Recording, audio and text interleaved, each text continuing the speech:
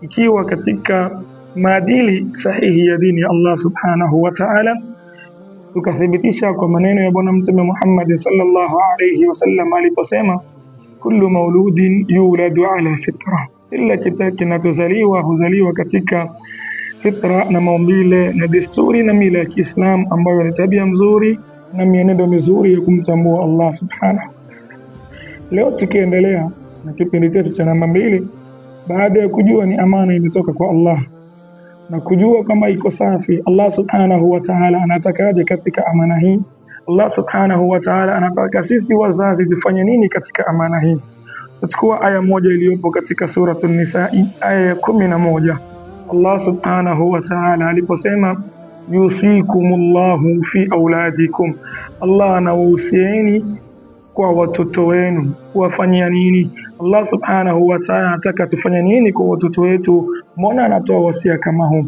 Al-Imam Abdurrahman bin Nasir As-Saadi rahimahullahu ta'ala alipokuwa anatafsiri aya kama hii, yusikumullahu fi auladikum, alikuwa na maneno haya muhimu na mazuri kwa kila mzazi na kila anayetarajia kuwa mzazi kuyafahamu.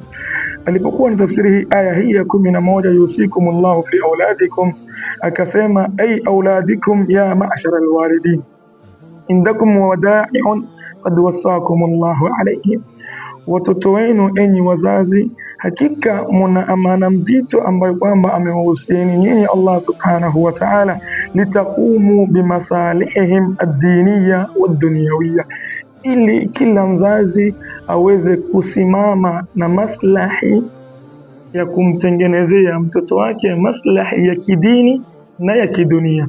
Lakini kwanza Imam Abdurrahman bin Nasir Saadi rahimahullah ameanza na maslahi ya kidini, kwa sababu dini ndio jambo la kwanza ambalo kwamba linatakiwa liwe katika akili ya vijana wetu na watoto wetu.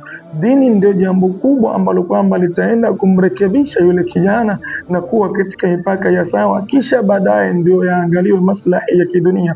Kinyume sisi vile tunavyoanza, kinyume vile sisi tunafanya katika ulimwengu wa leo, jambo la kwanza linakuwa lina kidunia, alafu la pili linafuata ndio dini baada ya dunia, ambalo ni jambo linalokuwa ni makosa katika mipaka ya Allah subhanahu wa ta'ala, na ndilo linalosababisha mpaka vijana wetu wakose kutuheshimu, wakose nidhamu, kwa sababu katika akili yao kwamba bora zaidi kwanza ni ulimwengu, kisha baadaye dini huja mbeleni. Huko ndipo pale wanapofanya makosa, ndipo pale wasipomtambua Allah subhanahu wa ta'ala, wanasema baadaye tutatubia, tukiwa wazee